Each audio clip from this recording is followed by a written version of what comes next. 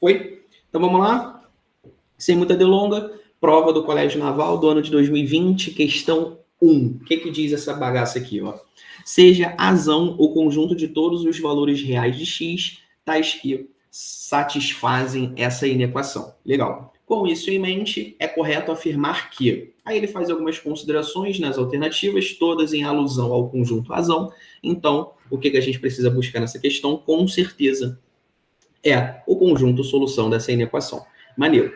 Então, cara, olha onde mora o perigo dessa questão. Se existir perigo, ele está aqui nessa parte. Por que ele está aqui? Porque, tipo assim, a gente tem que voltar um pouquinho nas coisas relacionadas à raiz quadrada, tá? Vamos lá, começando a definir uma raiz quadrada. Vamos supor que a gente tem isso aqui, ó, raiz de A. O que vem a ser raiz de A? Raiz de A, se eu falar que é igual a T, isso aqui é equivalente, esse símbolo aqui significa que é a mesma coisa dizer que T ao quadrado é igual a A. Beleza. Isso aqui é o basiquinho que a gente vê de raiz quadrada. Lá atrás, coisa que criança pequena já está vendo.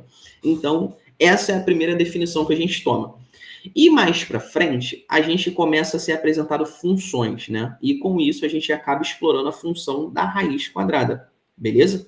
Então a gente vai ter um cara x, né? E ele vai ser transformado pela função f e ele passa a ser o raiz de x. E numa função, a gente sabe o quê? Lei de formação, que nesse caso a gente vai estar transformando a entrada x e virando uma saída raiz de x. E, além disso, da lei de formação, também é interessante a gente saber domínio e imagem da nossa função, né? O nosso domínio f são todos os valores o quê? Não negativos. Por que eu friso não negativos e não falo positivos? Porque não negativo já inclui o zero, né? E o x ser maior ou igual a zero já é a definição de ser algo não negativo. É nulo ou positivo. Beleza? Beleza. Esse aqui é o nosso domínio das funções raízes quadradas de x. Tá bom? E agora, o nosso conjunto imagem, pela definição de raiz, precisa obrigatoriamente ser o quê? Todo valor maior ou igual a zero. Precisa garantir que a imagem é um valor não negativo, tá? Tá tudo isso guardado lá no que a gente estuda sobre raiz quadrada, beleza? E escalonando um pouquinho mais, a gente consegue, ao restringir uma certa outra função, a gente consegue dizer que a raiz de x é a inversa de um outro alguém, restringindo, é claro. E esse outro alguém é a função f de x igual a x ao quadrado.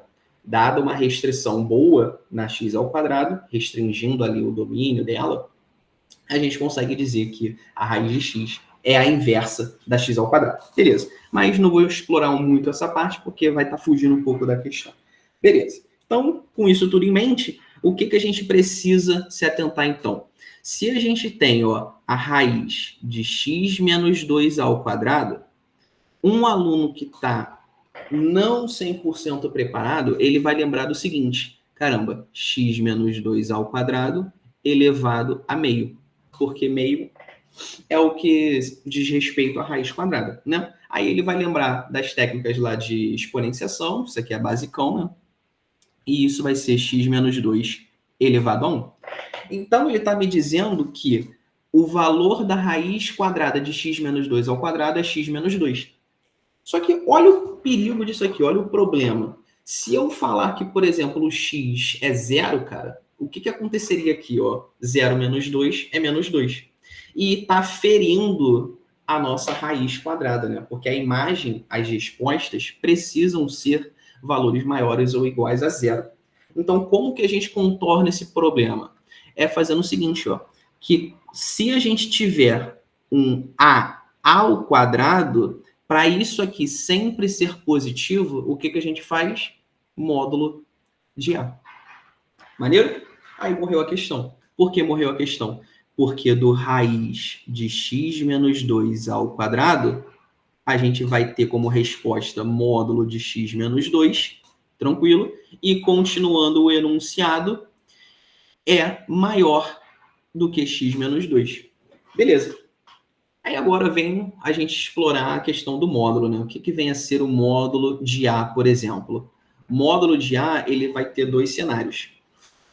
É A, se A é maior ou igual a zero, e menos A, se A é o complementar disso aqui, né? Que é A menor do que zero. Maneiro. Por que isso? Porque, de uma forma mais informal, o módulo nada mais é do que distância, né, cara? Então, assim, distância é sempre positiva ou nula, tá? E se quem está lá dentro já é o valor maior ou igual a zero, ele é a própria distância, porque se encaixa na definição de uma distância, né?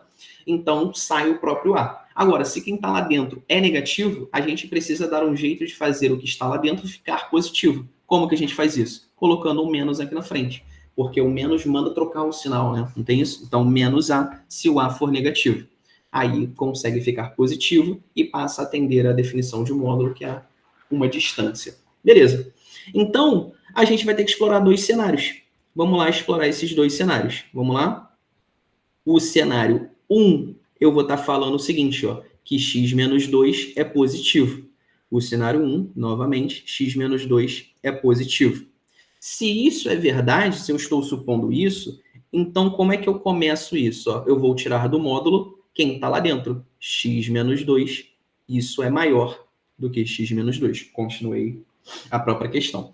Só que isso aqui claramente é um absurdo, né, cara? Porque você tem um número e a questão aqui nesse cenário 1 está dizendo que é maior do que ele mesmo. Isso aqui claramente é falso. Isso aqui é muito falso. Um número nunca vai ser nem maior nem menor do que ele mesmo. Ele sempre será igual a ele mesmo. Então, esse cenário é impossível, ele é falso. Então, vamos olhar para o segundo cenário. O que diz o segundo cenário? Que vai ter que agora supor que o x menos 2 é menor do que zero. Só um detalhezinho aqui, é maior ou igual a zero para o primeiro cenário. Beleza. E agora a gente vai supor o complementar, o que falta para fechar a tricotomia, maior, igual ou menor, e é menor do que zero. Se a gente está supondo isso como verdade, o que a gente tem? Que tirar o x menos 2 como menos parênteses x menos 2. Então, menos x menos 2, isso é maior do que x menos 2, e isso é a mesma coisa que dizer o seguinte, ó, 2 menos x é maior que x menos 2. Agora eu vou puxar uma setinha para cá e a gente vai seguir por aqui. E o que a gente vai ter? A gente vai ter que agora resolver essa inequação. Aí é tranquilinho, né? Letras para o mesmo lado, números para o outro lado. Beleza, então esse menos 2, mando ele para lá, ou se quiser ainda mais formal, adiciono mais 2 em ambos os lados da inequação, ficando com 4 maior do que 2x. Por que maior do que 2x? Porque além de adicionar 2 de ambos os lados, eu também adicionei x em ambos os lados da equação. Tá bom? Então, fico com isso aqui. Agora, dividindo ambos os lados por 2, eu ganho que 2 é maior do que x. E fazendo a leitura do outro lado, x é menor do que o 2.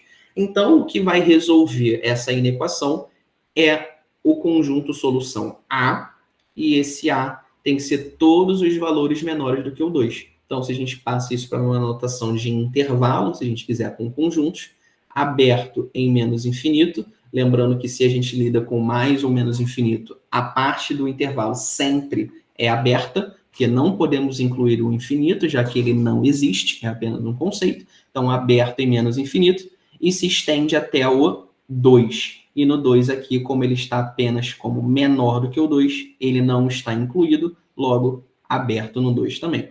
E isso aqui encerra a nossa questão, porque essa alternativa é a letra C. Ele apenas usou uma outra anotação para intervalo aberto, ao invés do parênteses, ele usa o colchetes invertido, que dá a mesma ideia também de conjunto com intervalo aberto. Belezinha?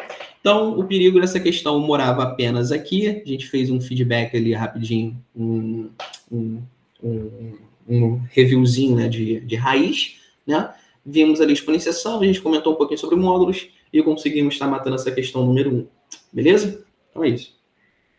Essa foi minha resolução da questão 1 da prova do Colégio Naval 2020. Acabou ficando bastante prolongado, costumo falar bastante, mas eu acho que ficou bem detalhado aí.